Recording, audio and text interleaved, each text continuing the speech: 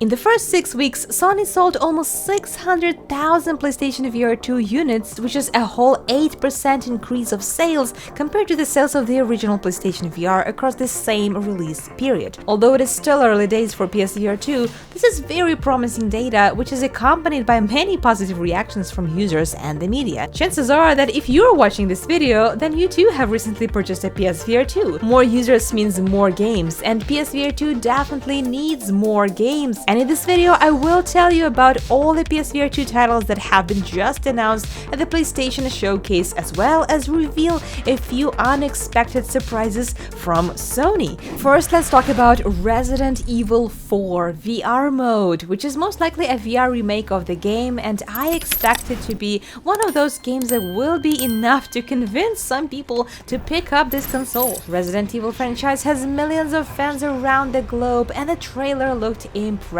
to say the least. Following the success of Resident Evil The Village VR, Resident Evil 4 is likely to become one of the PSVR2 bestsellers, even though we don't know yet when it's coming, as it was still marked as in development, so sadly it is possible that we will not see it on the store in 2023, but we're definitely going to look forward to it. Next, Sony announced Arizona Sunshine 2, another zombie game with a completely different, more comical approach. The original Arizona Sunshine was one of the most sold games of the previous generation PSVR, so I have no doubts that the sequel of this fan-favorite VR apocalypse will find its crowd. Looks like we can expect the same dark humor and all sorts of weapons, from shotguns to machetes to flamethrowers. And now you will be surviving with your new best friend Buddy, your four-legged companion that will stick with you through thick and thin. It's always less lonely to go through Fred Apocalypse with such a good boy. The game will be released this year, although we don't know exactly when, so sit tight. The Five Nights at Freddy's series is getting a new edition, Help Wanted 2. The trailer takes place in a structurally questionable elevator, which seems to be descending at an alarming speed. While no concrete details about the gameplay have been revealed in the trailer, the PlayStation blog post indicated that Help Wanted 2 will introduce several brand new minigames that will bring you face to face with familiar characters and locations from the series' past. According to Sony, Help Wanted 2 should feel familiar to players who experienced the first game, but with all new games, locations, story, and animatronics. PSVR2 Sense controllers and headset haptics will let you feel every step, rumble, and shake as you race to complete your tasks on time. And VR will bring players even closer to the animatronics than ever before, like really close. There's no confirmed release date at this time, but at least we know that it is coming on PSVR2.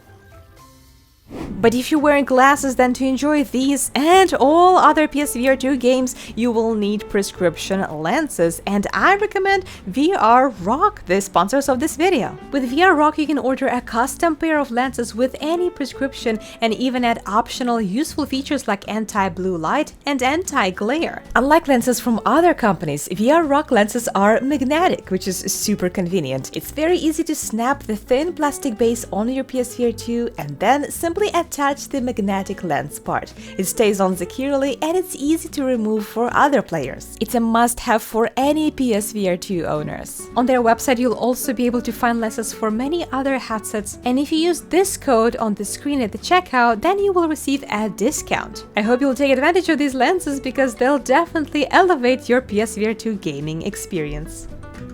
The Crossfire franchise is an intense first-person shooter series which makes the leap to VR for the first time on PSVR2 in the title called Crossfire Sierra Squad. It looks like a really fun arcade shooter that basically allows you to do two main things: shoot and blow things up. It will have an arcade mode where you'll be able to take a few shots and not die, and a realism mode where both players and enemies will die much more easily if you're into that. So you'll need to work through more strategic battles involving covering, searching, and carefully engaging. It is going to be available in both single-player and co-op multiplayer modes, and with over 50 weapons, you'll be able to feel differences shooting each weapon through adaptive triggers. We don't know exactly when it's coming yet, but it should be pretty epic. Next is Synapse, a PSVR2 exclusive game that features a new, expressive mechanic that is perfect for VR, telekinesis. This game will combine brutal firepower, one-to-one telekinesis, and an iconic art style. What's cool about this title is that it will use eye-tracking based aiming. It will equip you with pinpoint precision when targeting your telekinesis, and combined with motion controls, which will make using telekinetic powers a full-body experience. This is very intriguing, and I can't wait to try it, as this game is coming pretty soon on July 4th, so mark your calendars.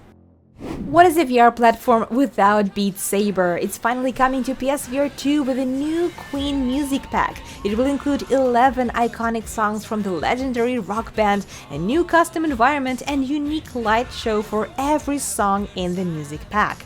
All the levels also include the latest game mechanic called Arc and Chain Notes. We'll see what that's like. Good news is if you already own Beat Saber on PSVR, you can upgrade to PSVR2 for free. And the new Beat Saber music pack previously purchased on PSVR are also transferable to PSVR2 at no extra cost. I'm looking forward to seeing improved performance with the PSVR2 version of Beat Saber compared to the previous generation. And it's already available on the store, so you can go ahead and grab it right now.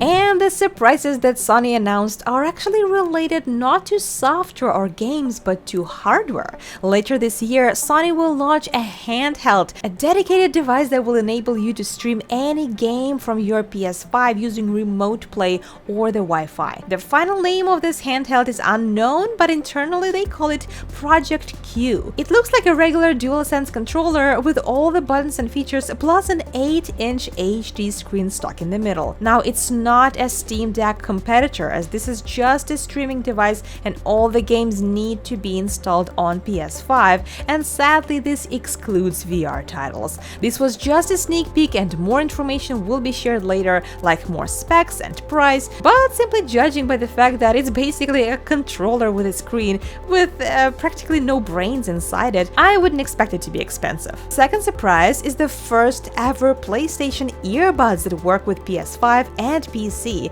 and they simultaneously connect to smartphones via Bluetooth. Sony promises lossless audio with no latency, and to be honest, I am quite excited about these because I don't like these tiny little earbuds that came with PSVR 5, and it really bothers me when I use large bulky over-the-head earphones on top of my headset. So I'm going to be picking up these earbuds when they're available, and hopefully they will not disappoint. If you already own PSVR 2, check out my 20 must-know tips and tricks to maximize the capabilities of your headset, such as improving the image quality, tracking, secret settings, and many more. Hope to see you soon!